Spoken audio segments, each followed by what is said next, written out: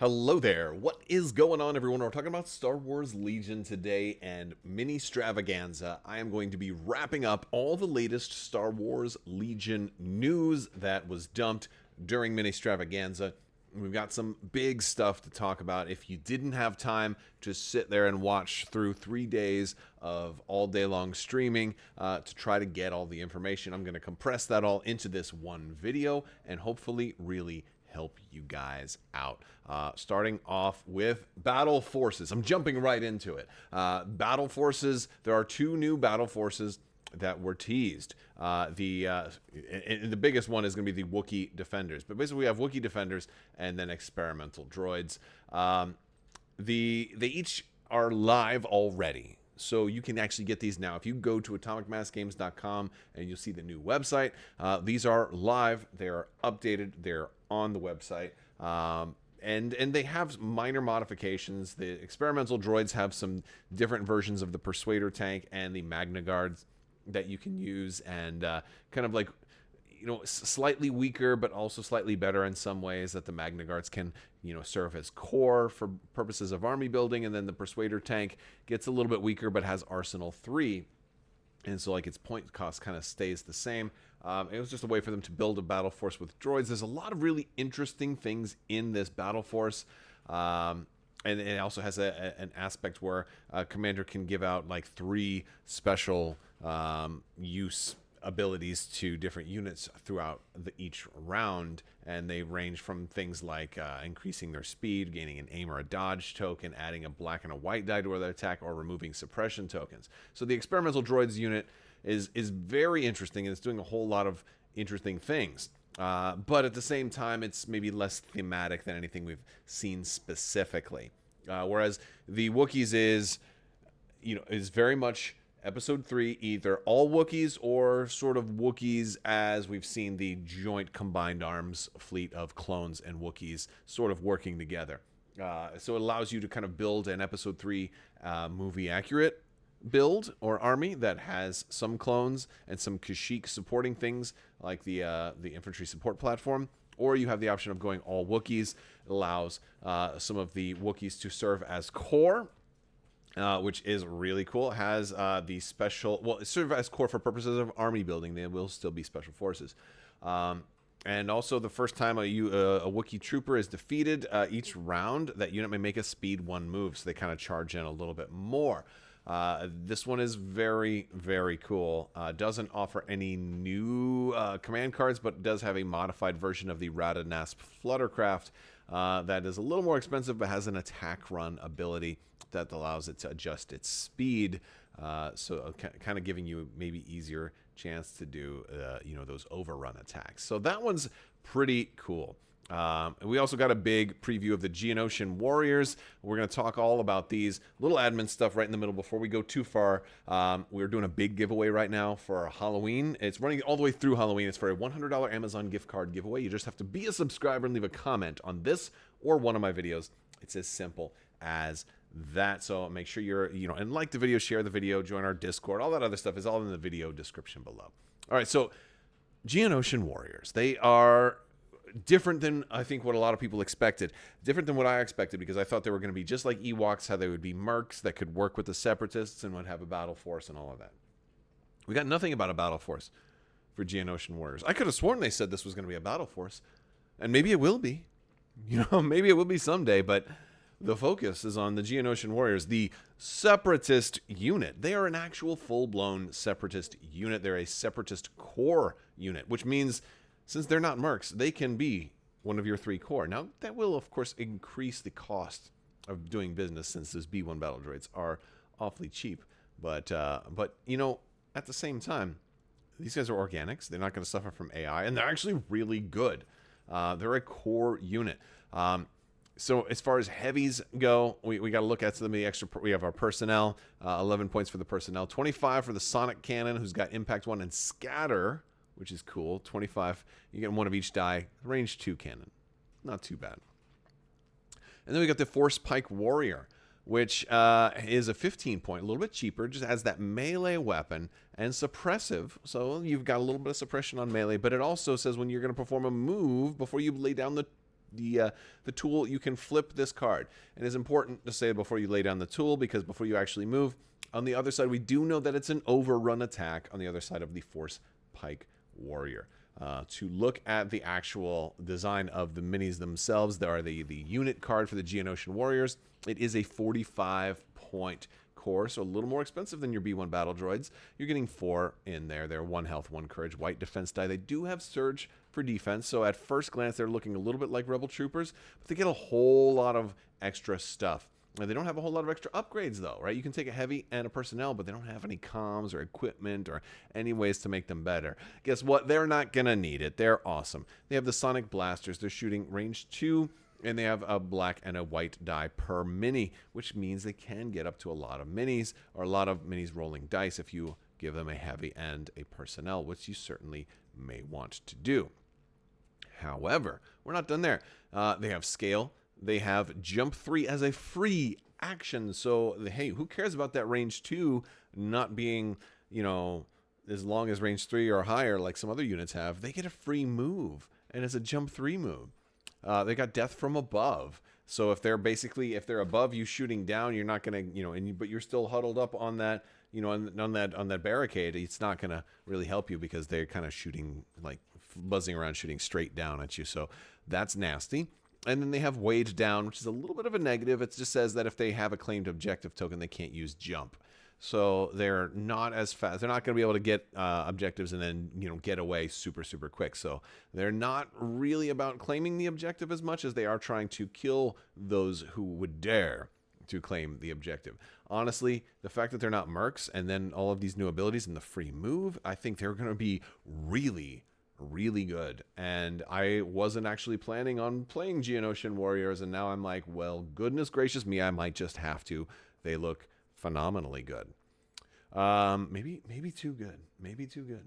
We also have Sunfact and Poggle the Lesser coming in one single pack. This definitely seems to be a little bit of a trend, and I like the fact that there's 2 packs coming. Baze Malbus and Chirrut Imwe. I really hope you guys show up in a very similar fashion someday. Wink, wink.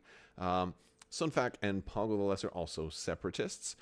We got to look at their cards. Sunfact also has Jump 3, Cover 1, Death from Above, Direct Geonosian Warriors, and then Retinue, Poggle the Lesser. He also has Scale and Weighed Down. Lots of abilities. He's got a range 3 suppressive gun, and he has Search for Hit and Search for Defense.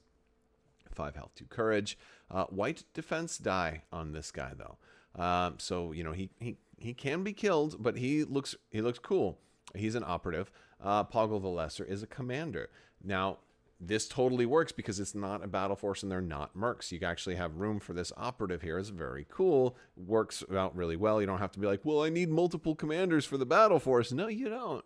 I don't even know if they're going to have too specific of a battle force. I think if they do a battle force, it might not be like an all Geonosian battle force. You might be able to take Dooku here, and stuff like that, which could be really cool. But yeah, Poggle the Lesser commander. He's only speed 1. That's a big thing to note on him. Only speed 1. He's got red defense die though and surge to hit. Only 4 health, 3 courage. So like not a combat centric kind of commander. He's very much about supporting other folks and very diverse. Now, these guys did build droids, and he shows tribute to that, and that he has an entourage ability of B2 super battle droids. He does have the free action with Jump 2. Notice it's Jump 2, not Jump 3. He can also compel Core Separatist Alliance Trooper. So he's got the ability to compel Core. It's a great ability. We saw it with Commander Vader, and compel exists on other characters too, but it's any Separatist Alliance Trooper, so that can be droids or the Geonosian Warriors, but not mercs, right?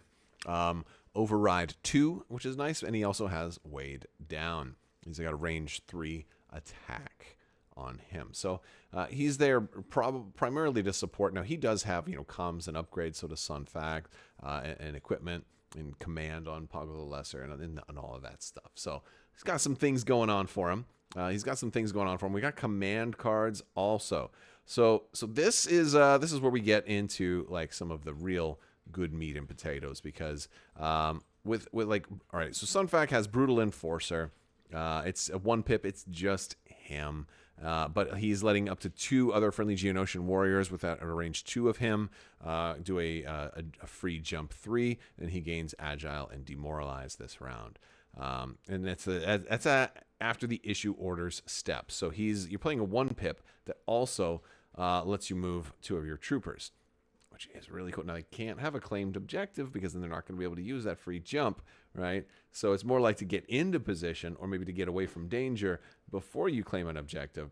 And obviously, I think you're going to try to, you're definitely getting a hint of like the mobility that these guys have. Tremendous mobility. You probably also want to include objectives that don't involve claiming an objective, like getting behind the breakthrough, for example, or maybe moisture evaporators and things like that. Ones that you're not going to worry about who's holding a claimed objective. I think that's what you kind of want to do with these guys. Now, Poggle the Lesser's command cards, very, very interesting, and it really feels like he wants B2 super battle droids. If he really, really does, and I think you're going to want like at least 4 of them after we look at these cards. Now, I only personally have 2 myself, and I didn't think I was going to be buying that many B2 super battle droids, but here's a great commander who, while he's fine at leading Geonosians, the Geonosians kind of don't need the help. They're already pretty good. He really helps the B2 super battle droids here. So let's start off with We Make Weapons. Right, it's his 3 pip, but it's actually it's a 4 pip that counts as a 3 pip when you're building cards. So it's low priority, really low priority. But when a core droid trooper unit is issued an order with this card, it may choose. It's 4 droid troopers. You may choose to return its order to the order pool. If it does, you may return a defeated miniature to the unit with no wound tokens on it and remove a suppression token. That's insanely cool that he can, and it doesn't have to be the same turn. It's not like, repairing somebody on the same turn that they've been injured. But you can just be like, oh, it's like turn 5 and like my B2s only have like 1 guy left or whatever. And like all of a sudden, boom, boom, boom, boom, boom. I just put like 4 more B2s, 8 health worth of armored B2 super battle droid back on the field this turn. That's crazy. I mean, I don't think you want to use that on B1s, but if you happen to have B1s, it could work. But that's really for the B2s right there. We Serve the Queen is his 2 pip when a friendly Sunfact loses direct Geonosian warriors this round, but he also him and Geonosian warriors gain coordinate Geonosian warriors. When a friendly Geonosian warrior with a face-up order token begins its activation, it gains an aim and a dodge. So you're kind of doing the B1 battle droid kind of assembly order thing, given just all kinds of order control and also aims and dodges for them too, which is just really cool. And then his 1 pip, Let the Execution Begin. This is the one for him to actually attack with, but he gives 2 droids near him a face-up order token and fire support, and then he can attack 2 times during his activation. So this is the idea here is enemies closing in on Sunfact, or rather Poggle the Lesser, who's been kind of playing it safe and playing like trying to guard an objective and trying to lead from a safe distance. And they finally get close, and then all of a sudden he's like, all right, fine, I'll shoot you. Boom. Oh, B2s, fire support. Boom. Oh, I'll shoot you again. Boom. Oh, B2s, fire support. Boom. It can be a lot because, again, he can attack twice. You can attack the same person. It's not like a gunslinger shot, but it would take up both of your actions, so that's something to think about. He seems pretty cool, and he seems to really like B2s. So that's wild. That's wild. We've got the 5th brother and 7th sister. We also got some previews of them. They look insane as well. They look awesome. And speaking of things that look awesome, I'd like to thank today's sponsor, Luxury Playstyle. These tokens look awesome. They're absolutely fantastic. You're going to love these. Do yourself a favor and get yourself over to luxuryplaystyle.com. Take a look at these amazing tokens, the different sets they have available. These are all compatible with Star Wars Legion. They have tokens compatible with other games as well, like X-Wing or Magic the Gathering. If you use code Crabbok VIP while you're there, you're going to save 15% off of your order. Also, orders that use that code and spend $35 or more are going to get a free Crabbok token thrown in on their order, so while supplies last. So definitely check those out and treat yourself. Make also great gifts, and to let your friends and family know that this is definitely something that you are looking forward to, and don't tell them to use that code. Also great prize support as well. All right. 5th brother and 7th sister. These are awesome. So, all right, so we got to look at the unit cards here for these. Now, basically, Seventh Sister has the ability that makes the gimmick work here. It's that she's got Associate Fifth Brother. During army building, this unit doesn't count against the number of operative ranks you may include if the Fifth Brother is included in the same army. So if you have both of them together, her ability kicks in and means that they only count as one. That's kind of cool, but I don't know which operative I'd really also want to be in there because... I mean, I guess if you're trying to go for a balanced force and maybe like an Iden Versio, well, she wouldn't take up the operative slot right away. But yeah, so there's bounty hunting maybe, like a Bosk in there or something like that. Could work. You could do Vader operative if you really want to, and then you could run Vader, but you can run Vader commander and then them too, because you still are going to need a commander.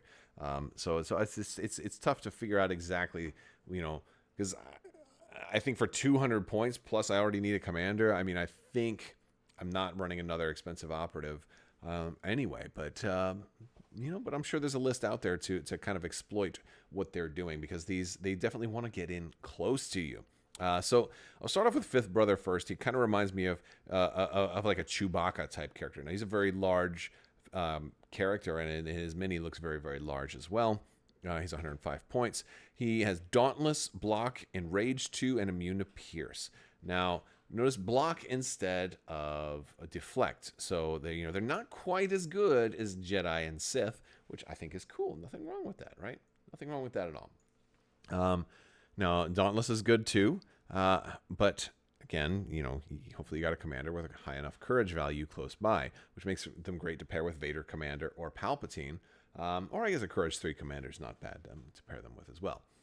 You got Enrage also if you have 2 or more, or Enrage 2 if you have 2 or more wound tokens. Now all of a sudden you go Fearless and gain charge, which is very cool. Now, I think both of these make great options to be nominated as a commander if your commander does die. So maybe you run an Imperial officer with them in hopes that the officer dies and one of them can take over. I can see that being a thing you do. Maybe.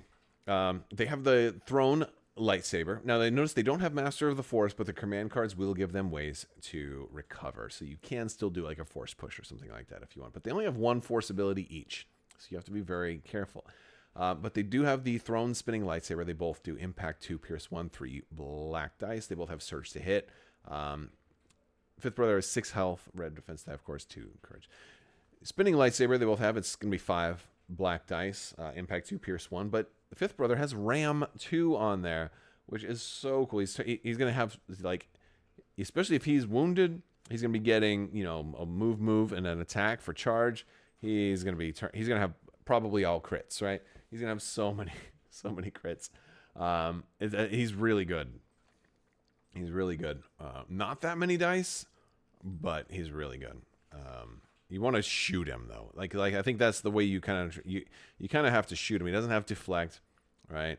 So you're a little bit safer to do that, but you don't want to get in melee range of this guy. You want to stay out of charge range if you can.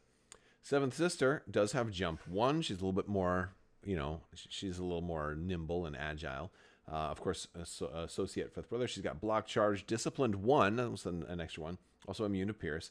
And she has Interrogate, which is this new ability that is so nasty and scary. And it works well with also the rest of her cards too. She wants to be close to you and punish you while she's close. She wants to get close to your commander, which a lot of times might be a Jedi, and really punish for that. So she says, while this unit is range 1 of an enemy unit, treat that unit's command cards as having 1 more pip. Now, of course, if you're running generic command cards, you won't have to worry about that because it's only that unit's specific command card. So if you're running Luke Skywalker and all 6 of your cards are Luke Skywalker and she gets close, you better hope you can kill her before you have to lose all the battles and all of a sudden their 2 pip beats your 1 pip because yours counts as a 2 and you lost the roll off, and things like that. So yeah, she's that's a nasty ability, right? But it also feeds into the command cards because we have 5 command cards between the 2 of them, but the 1 pip works for both of them, so they kind of work together. Actually, Seven Sisters 2 pip kind of works for her and Fifth Brother also. But she's like, you hide your fear well for her 3 pip. She gains Demoralize 1. She's putting out those suppressions, and enemy units at range 1 of her When they're suppressed, they roll 1 fewer die when spending aim tokens, which is kind of cool. But they have to be suppressed to do that, which is not too hard if you're rocking Demoralize, right? And maybe you run, it's Demoralize 1, so maybe you run Fear on them, so it's Demoralize 2 in that turn, maybe. Unexpected Not Unwelcome. Should Fifth Brother and Seventh Sister, when they're issued an order by this card, they can recover, so you can get a little bit of that. Come and Prove It. They gain Indomitable for both Seventh Sister and the Fifth Brother, and they roll 1 extra die when defending, and and if she's and she also gives her an extra dodge token. But like the extra die for their defense is huge. It's very good, especially when you're already immune to Pierce too. So Fifth Brother has some cool stuff. He's got a permanent one called "You Would Question Me." And when he gains an aim token, Seventh Sister gains a dodge token. When Fifth Brother gains a dodge token, Seventh Sister gains an aim token. And when either unit gains an aim or dodge token, the other unit may gain an immobilized token. And if they do, then they gain an addition. The first unit gains an additional token of the same type. So it just allows them to be like, oh, it's kind of like teamwork, but not necessarily. It can be kind of friendly teamwork, but inverse teamwork. But then it can also be like, no, I'm doubling down and you stay put. Which is like a kind of a cool thematic kind of way of how they kind of worked together, but they were still snippy with each other. And he's got a 3-pip I Care Not for Your Struggles, Fifth Brother, and 2 Troopers, and he can issue orders at range 1 through 5, and he gives them Dauntless too. Dauntless is a cool ability. It really is, especially if you have a high courage commander. Again, Palpatine or Vader might work really well with here, but you're going to be hurting for points, if you're running both of these. But dude, that could be really cool. Honestly, if I'm running Vader, though, I'm probably not running these command. I'm probably running Vader's command cards, right? But maybe you choose. Some of them are better than others. And, it's cool though. Vader's got such good command cards though, so it's a tough choice. Maybe Palpatine because he's only got the 3, and then you just got to pick your favorite 3 out of these, and then you make it work. But anyway, they look strong, and one of the things that makes them stronger yet, especially for Seventh Sister, is this Inquisitorious Training. This unit gains Demoralize 1, so she's already going to have Demoralize 1 on her 3-pip. If you're running her with Fear, she's going to have another Demoralize, then another Demoralize 1. So Demoralize all over the place, and it stacks, right, because it's a numbered card. Then when a unit range 1 exhausts a Force upgrade, you may roll a red die. If it's a block or a surge, you cancel the effect. But it's still, their card is still exhausted. So, like, you have a 4 out of 6 chance of just nullifying all enemy Force upgrades if they're within range 1 of you. That seems insane for 5 points. Now, this is restricted to Fifth Brother and Seventh Sister only, so you're not going to be able to put this on, like, Vader and stuff. This is meant to, deal with their anti-Jedi training. This card is crazy, but then again, what's it really stopping that they're going to use against an Inquisitor? Like Force Push, I think is the biggest thing. They're probably going to stop Force Push. There's a couple of other things, because it does nothing against those cards that are passive that don't exhaust. This is only when they would exhaust a Force upgrade card. So any other cards that are out there that are Force cards or other training cards that exhaust, this won't have an effect on those. So it narrows down the selection of exhaustible Force upgrades that you can use. They also have to be in that range 1 bubble, but it's gonna be pretty hard to Force push an Inquisitor, which is crazy. Let's move on to some really cool stuff. So we've got our Clone Commandos, folks. This is probably one of the bigger news events of all of Ministravaganza. This one is massive.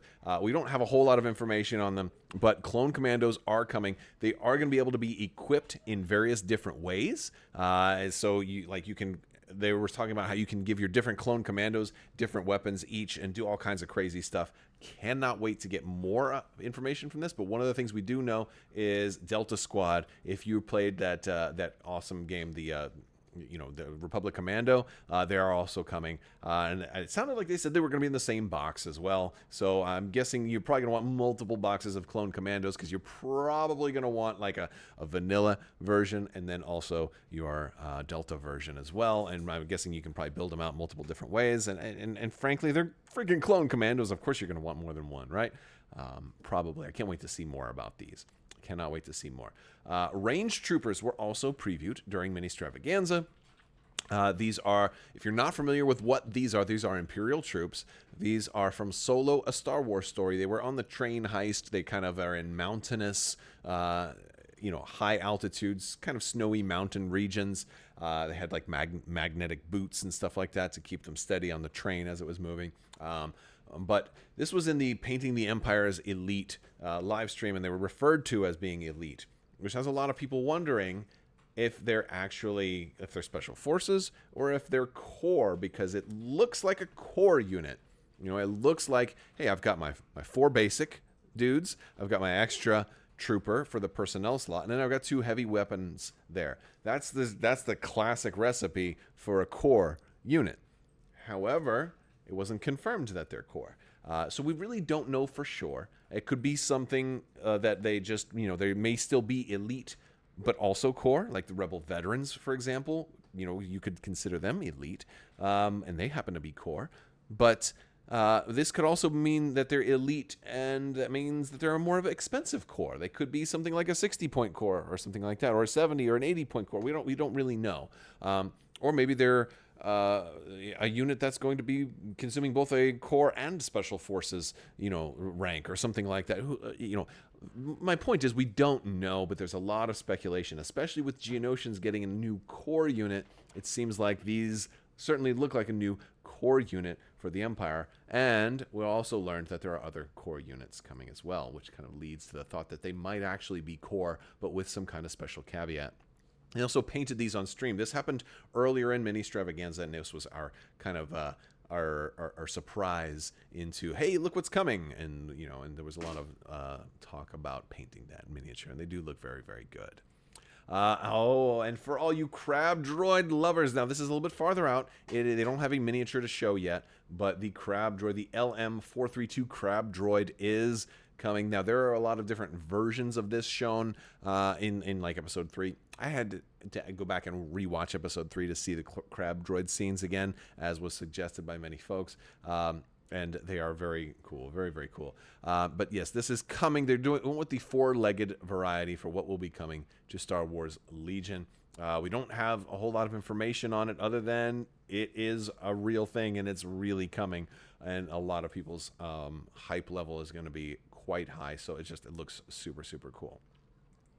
Rebels are getting a new core option inspired by Cassian Andor's series Andor, the troops that sort of rise up, the everyday, everyman, everyday citizens that are rising up against the Empire and taking up arms. Now, they're calling these guys Rebel Saboteurs, which, if your first question, or if your first thought when hearing that is, wait a second, don't we already have Rebel Saboteurs? It's the Special Forces with the Saboteur option.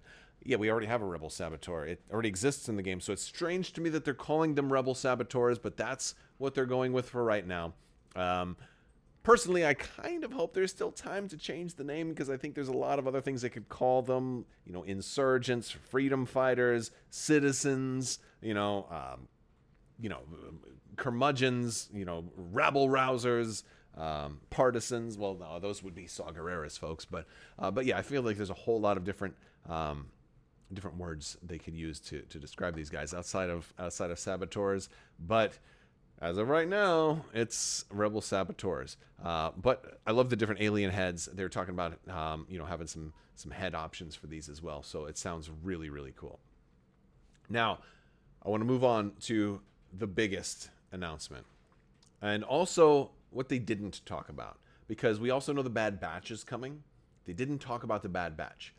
Doesn't mean there's anything bad, except for the Bad Batch themselves, because they're pretty bad, like Michael Jackson bad, but not like terrible bad. Anyway, no. The big initiative is they want to go back, and this is we're talking 2025 here, so this is long time in the works. They are going back, and they're going to be redoing all the soft plastic assets that exist for Star Wars Legion in hard plastic. And this means not just changing the plastic, but also reinventing the sprues and the sculpts. So you are going to see, eventually, all the soft plastic stuff redone, repackaged, and out there again, which may also mean new starters and stuff. So the first thing we got an example of was our Rebel Commandos, which oddly enough feature the Rebel Saboteur. Which is funny because they show these like back-to-backs saboteurs, and oh, look at the Saboteur, you know. So it just so strange to me. I really do hope they change that name. But if you'll notice, if you've already got Rebel Commandos, you'll notice very different options for these different poses, different head sculpts.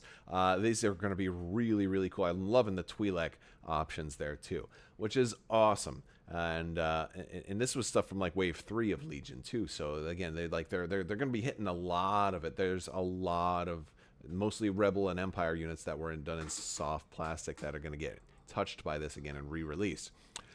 Also, your Stormtroopers. This is probably one of the most significant models that really could benefit from that crisp, clean detail in hard plastic. Look, I've already got a lot of Stormtroopers, but I'm very much looking forward to getting my hands on a set of these, seeing how they prime up and paint up, and then doing the comparison to the original Stormtroopers. I think it's going to be a very fun thing to do. And like I said when I was doing the watch party, for those of us who have been with Legion from the beginning, this is a great opportunity to kind of, we've probably improved on our paint, right? We've probably improved in our skills and our ability. And so it's a great opportunity to to try our latest skills on some classic Stormtroopers. So very cool stuff there.